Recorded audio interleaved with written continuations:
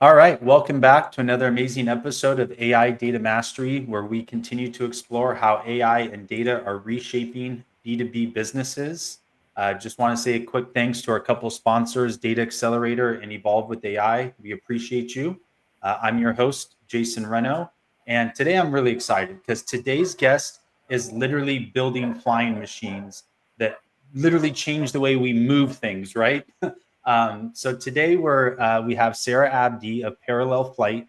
She's the marketing lead at a startup that's rewriting the drone rulebook with heavy lift, hybrid powered UAS capable machines capable of carrying 100 pounds at a time. And I don't want to mess this up too much. I'll let you jump in and talk about that. But if you visit their website, it's phenomenal what they're doing. They're literally building drones that can carry heavy payloads for hours at a time, correct? That have limitless practical uses.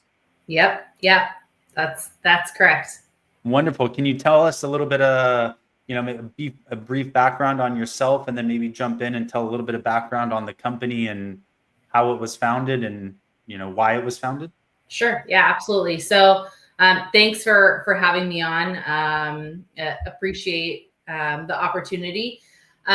Quick bit about myself. I have been in the tech industry now coming on 10 years. Prior to my role with Parallel Flight, I was with an aerospace software simulation provider. So, cutting edge tech has always kind of been, the backbone of, kind of what I've been drawn to. And, my dad was a material scientist. And so I guess maybe it stems from being around it at a young age.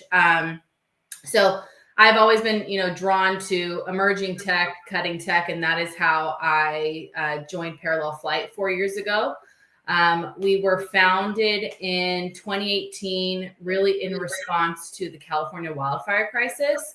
At the time, our three co-founders were in some capacity directly affected by the wildfires, that devastated Northern California in 2017, 2018.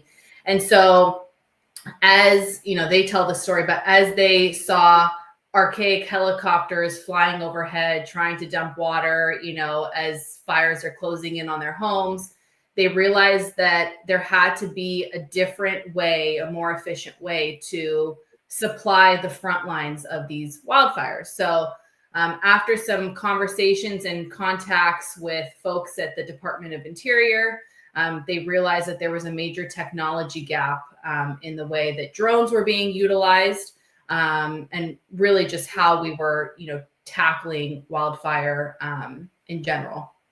And so, one of the critical pain points that at the time and still you see the industry facing is limitations with all electric drones, whether that's, their flight time of less than 20 minutes or, their inability to carry heavy payloads. And so that's where the idea for Parallel Flight was born. Since the original mandate to go towards, or for the wildfire market, the team quickly realized that there were a lot of other sectors that could benefit from a platform that could carry heavy payloads for long durations. So defense being one of them, agriculture, oil and gas, logistics, disaster relief, medical logistics. I mean, I've been on some calls with some really interesting folks, and, it's the sky is really the limit, especially as this emerging tech, kind of comes around the corner. So. Yeah, it's so that's remarkable. But what's cool is the business was literally born out of a need where it was like, hey, my house is about to burn down. It would be really cool if we had this. Let's go build it. But that sounds remarkable. I love it when you hear about things like that, entrepreneurs, where it's like, Sure. hey, they just take this idea, they run with it, and now what? 7 years later, it's a company with DoD contracts and literally on the forefront of this cutting edge technology. It's really cool to see.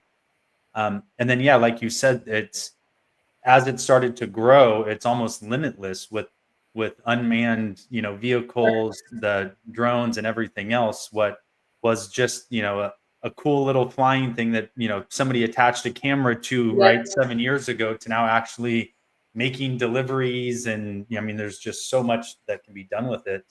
Um, Especially from a safety standpoint, right? Like, why send a human being into an area or location that they don't have to be there, right? Well, that's one of the, was one of the biggest pain points, for the wildland firefighting industry, and still is in some capacity. Obviously, things have evolved, but when you're sending up a manned helicopter, you're limited to flying in clear conditions. So you can't have any smoke inversions. If you're right in the middle of the fire, then that grounds a lot of the manned aircraft.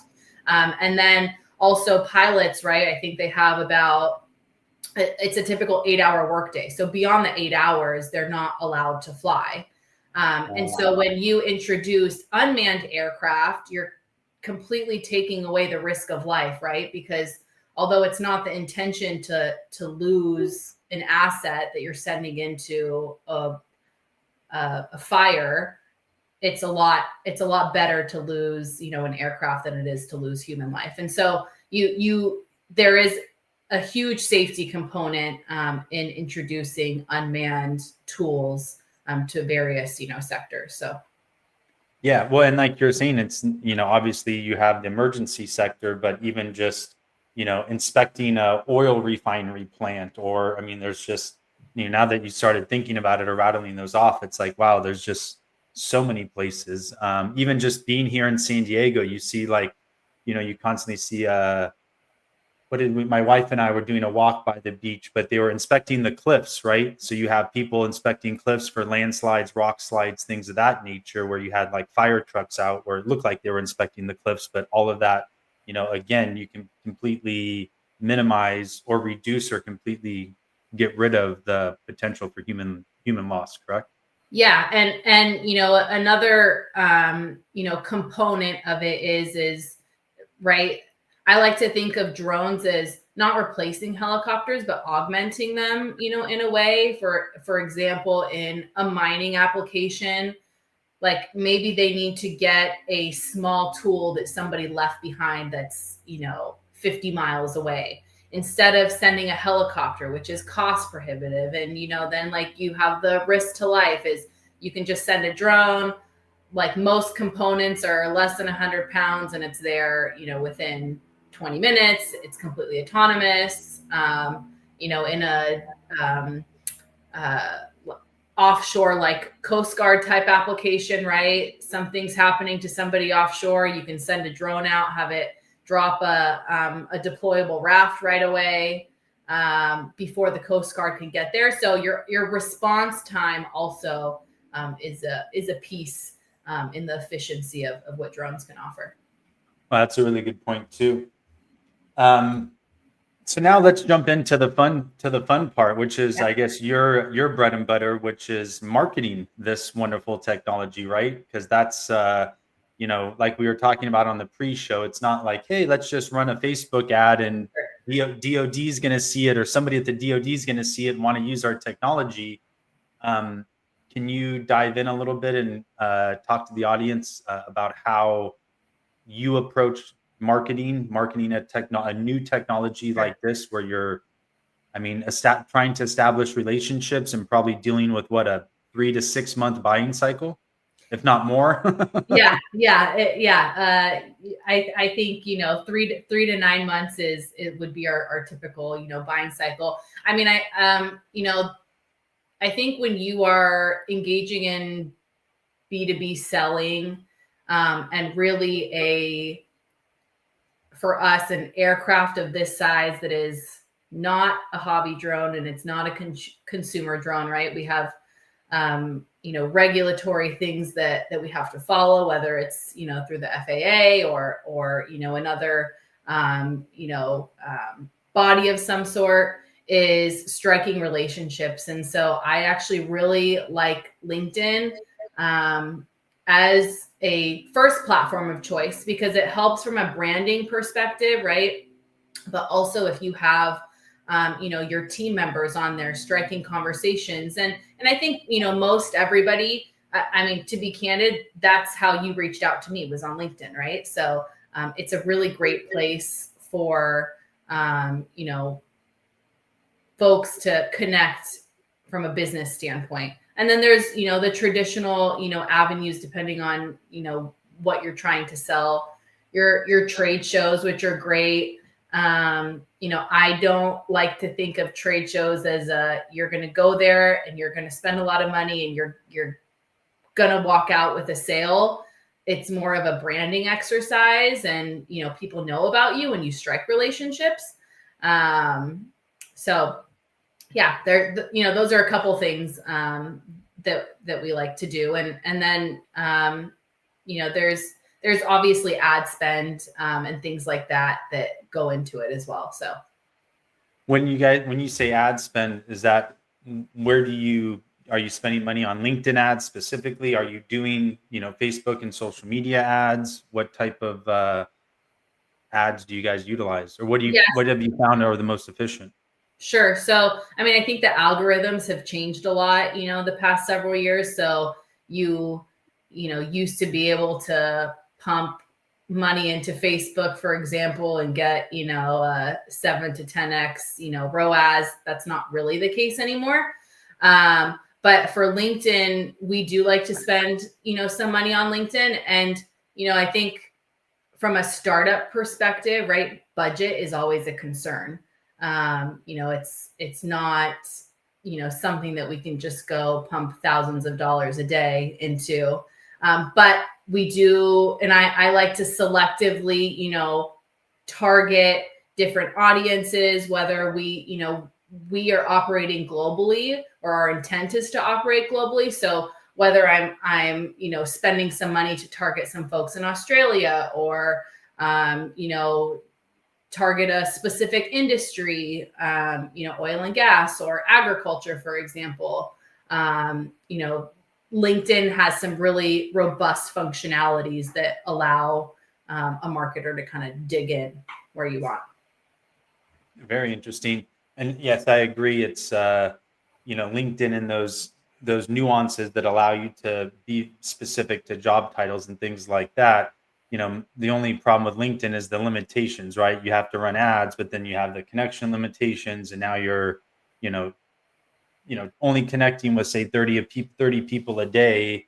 So what, 600 people a month or so, if you're Not trying scalable. Yeah. It's very tough to make it scalable, exactly, unless you're running the ads. But LinkedIn ads are difficult, to run efficiently as well. Or just like you're saying, all of the algorithms, I feel like, are, especially on the social media platforms, are so tweaked where I feel like they give you just enough results to make you keep spending, but they're never really going to let you hit that home run. They're just like, let's just keep hitting singles and keep them, keep the money flowing in, keep the ad spend flowing in. But then, from a B2B standpoint, where you have longer buy cycles, it's tough to justify, the ad spend, or it's tough to even find the ROI. But let me ask. Oh no, go for it. Oh, I was going to say, there's, the SEO piece is as well. And more, I keep hearing about AI optimization, right? I use ChatGPT frequently enough, to look things up. And so, I think those are, as things develop and algorithms change, it'll be interesting for companies to kind of dive into that piece and understand it more, and how we can take advantage of that cycle as well. Yeah, exactly. And then what I was going to ask is, I'm curious on your opinion, because this always comes up on these shows, but where do you see, and I guess this is, I think for B2B businesses, this is the big unknown, but where does the pendulum stop between the AI sales team, the AI ads, the AI generated automated stuff, versus having that human being come in and start that relationship? Because you're not selling a 5, 10, or even a $500 product, right? That AI bot isn't going to take them from start to finish. You're selling a several $100,000, multi-million dollar product with long-term contracts. So it's, where can the AI grab the attention and maybe communicate and push some good information out there? But then where does that human being have to pick up the phone and start that relationship and foster that relationship, right? And I feel like there's just this pendulum going back and forth, and everybody's trying to determine, where does that pendulum stop for us? Is it 30% AI, 70% human, or is it vice versa, right?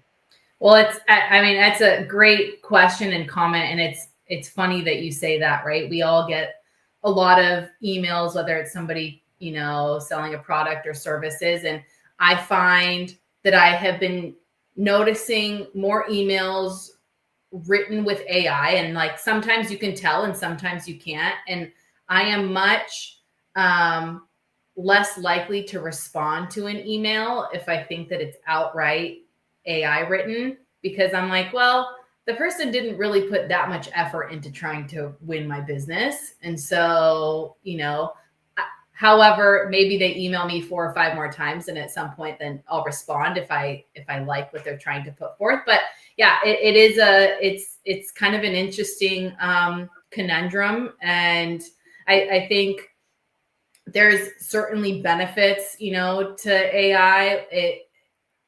It makes my day-to-day a lot more efficient in a lot of ways. And I'm using it for small tasks, right? Like, give me a quick synopsis on this competitor, for example.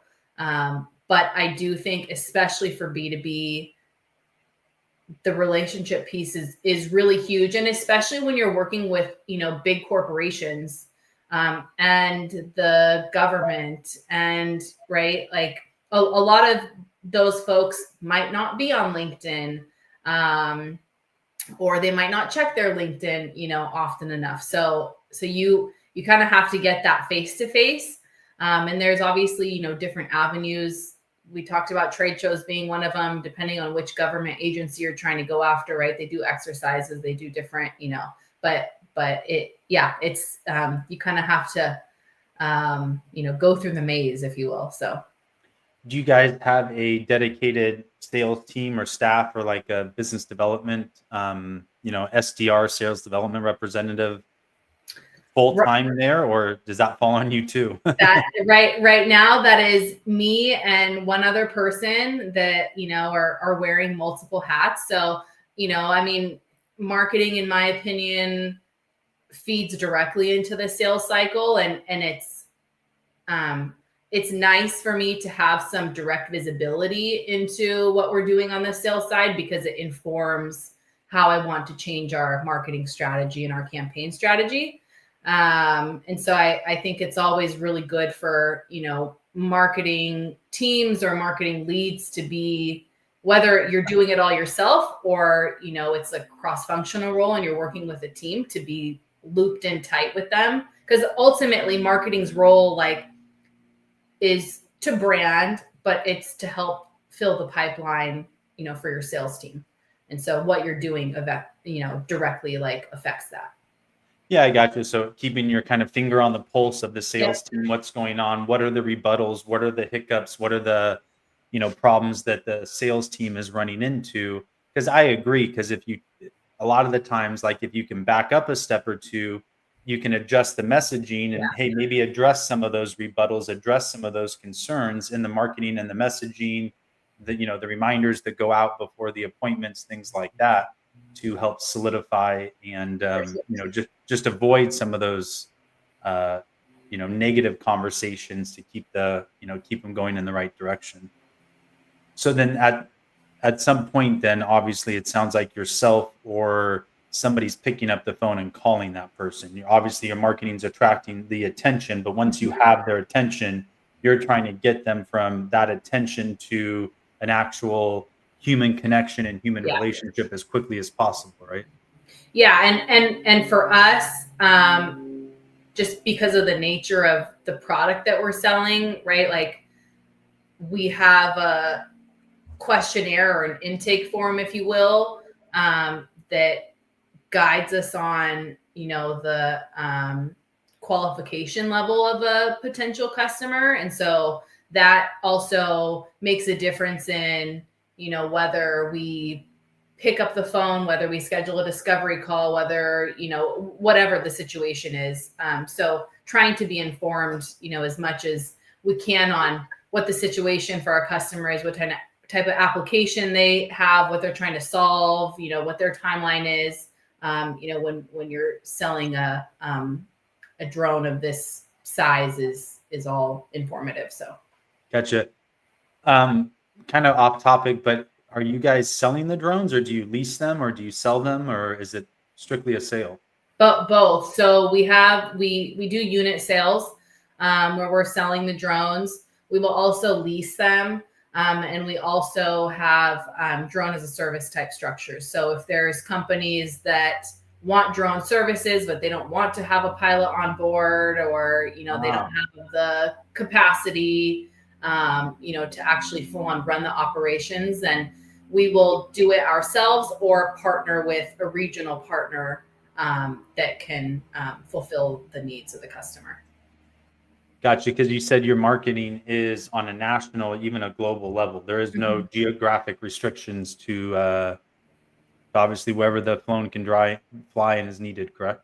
Yeah.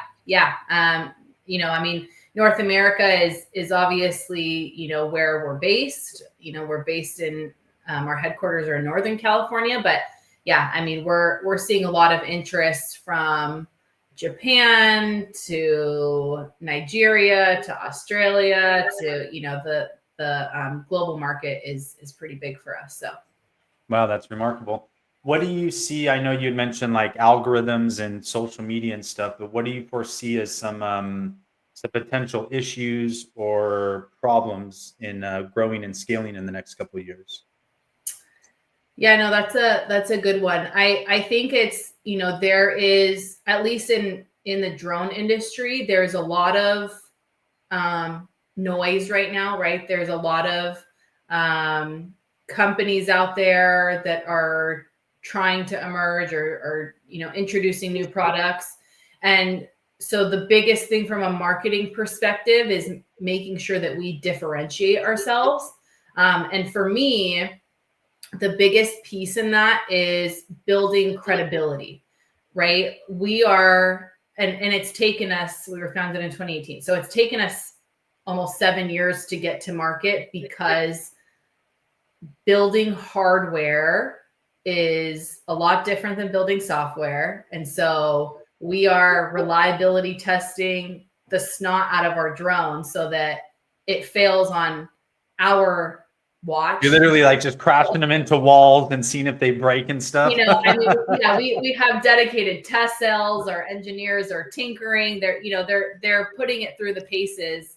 And so from a credibility standpoint, at least in the drone industry, it's really important that we show the traction that we have and show the steps that we're taking to mitigate, some of these issues, because the reality is, right, like, I'll simplify it. Somebody's blow dryer that went through an intense amount of testing before they put it on the shelves at the supermarket. Same with your iPhone, same with the 737, right? So hardware goes through this whole intense cycle before we as consumers even see it, or customers even see it. And so, back to your original question is really being able to differentiate, build brand credibility. That is going to be the biggest hurdle, and trying to top the noise of a lot of, different companies and people claiming a lot of things in an emerging industry. So. Gotcha. How do you basically stand out amongst all the noise, right? Mm-hmm. And separate yourself and not just be part of the noise, but be kind of the professional, the true professionals that rise above the noise and can build that trust and credibility. Yeah. And I think, that's actually where, thought leadership and comes into play. And it's something that we like to try to do. For example, if we're going to a trade show, I have an internal mandate that we have to have some type of technical speaking slot, whether it's our CEO talking about our propulsion system or whatever it is, because you get in front of a very curated audience by doing that. You build brand credibility by doing that. You know, and it's another way to project your voice, if you will. So thought leadership, you know, whether it's at a conference or whether, you know, you have a CEO that it likes to be out there and likes to, you know, kind of talk and not even just about your product and your brand, but about the industry as a whole is really important as well. Yeah, no, that yeah, I think the thought leadership and positioning yourself as credibility, especially going to conferences. I mean, talk to so many B2B businesses and they just kind of show up to these conferences and like hope something's going to happen. And it's, you know, got a couple hungover sales guys walking around the Yeah. floor trying to gather some sales cards. It's just like, dude, that's not marketing. You know, Yeah. it's not 1978 anymore. Let's turn the page and try something different, Yeah. right? Yeah, exactly. So, you know, I mean, it's building blocks, you know, I think you have to do a bunch of things in conjunction with each other. And, you know, obviously there is a part of marketing that is, you know, throwing spaghetti at the wall and seeing what sticks, but there is also a very strategic side, you know, depending on what the product you're trying to sell is. So. Exactly. And then especially with you guys, I mean, you guys are going after a very specific person. You're not just Yeah. going after anybody, but you're going after a very specific job title that can even make or would even be involved in a decision like this, correct? Sure. Yeah. Yeah. Yeah.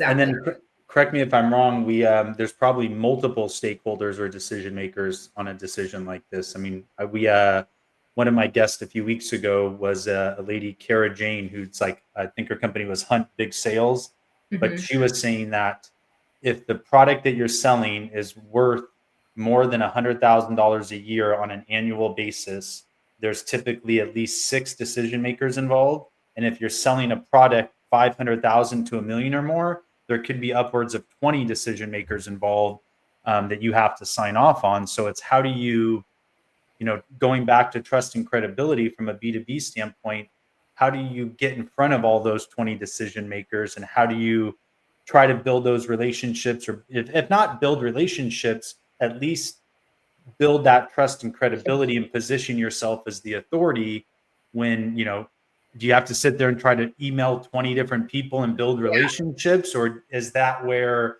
maybe AI can come in and be automated where you put everybody into a CRM where the AI communicates with them and delivers case studies and things of that nature? Or, you know, there's a lot of possibilities, but I think that's what's kind of exciting is where can AI be incorporated enough, but not like so far where it's insulting, where they're like, Sure. no, you know, I'm not buying this from you because you don't even have the decency to pick up the phone and call me. You're gonna send me another freaking AI bot, right?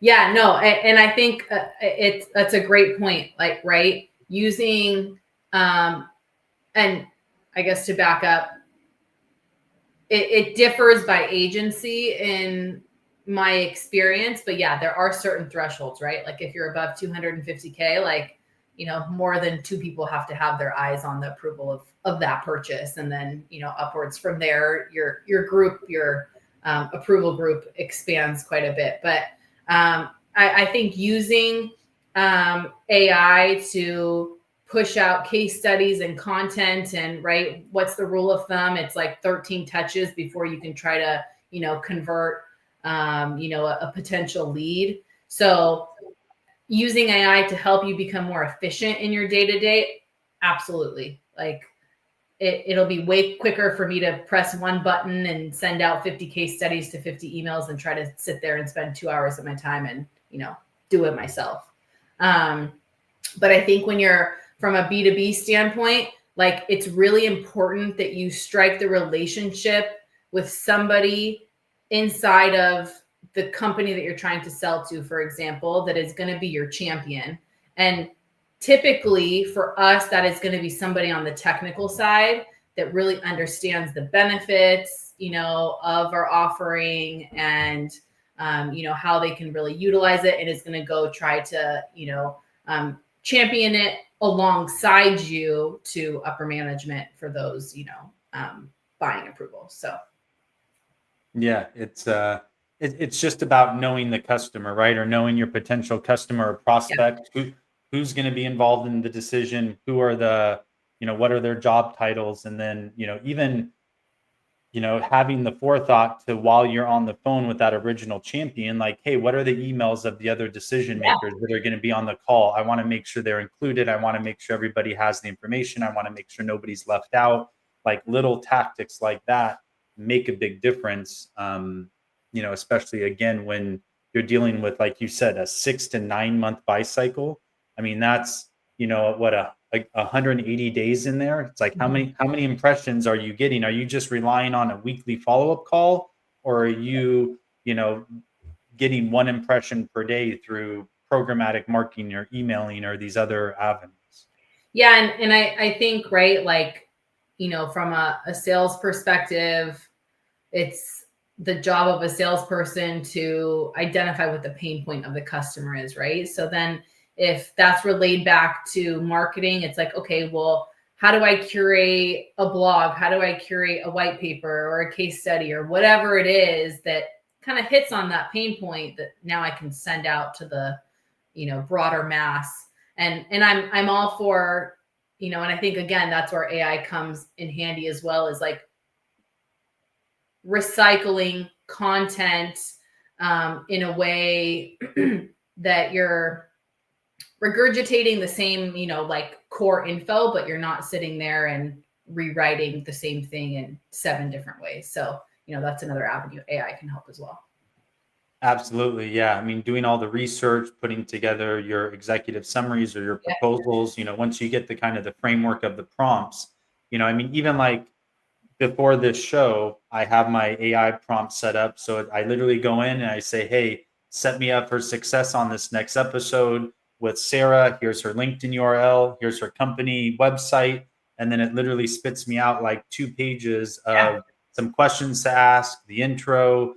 Sometimes the intro is a little too complicated, like it was Sure. today, and I just have to cut it off. And Yeah, but at the same time, it normally would have taken me an hour to do this research for before we sure. get on the call. Now AI does it in about 3.7 seconds. I take a few minutes to read over it, and then we can, the same thing should be happening on discovery calls, sales calls, and things of that nature.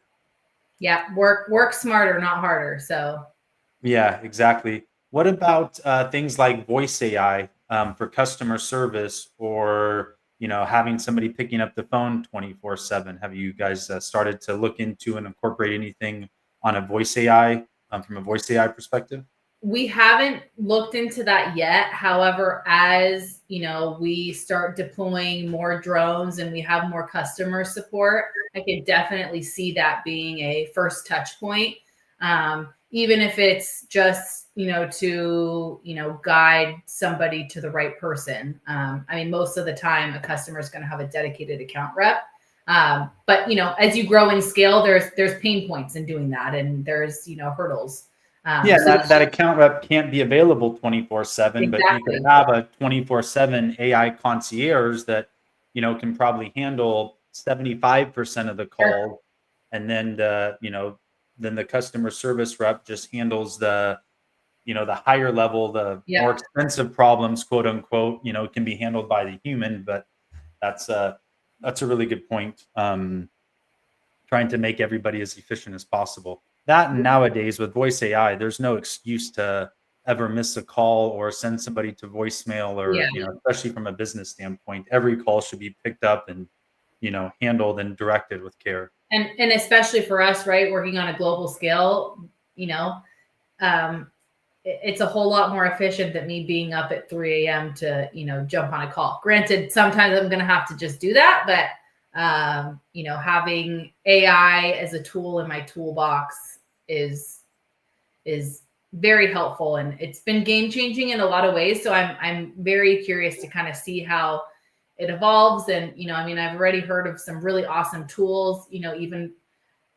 from a marketing standpoint, right? Tools out there that tell you, okay, well, here's our analysis of your brand.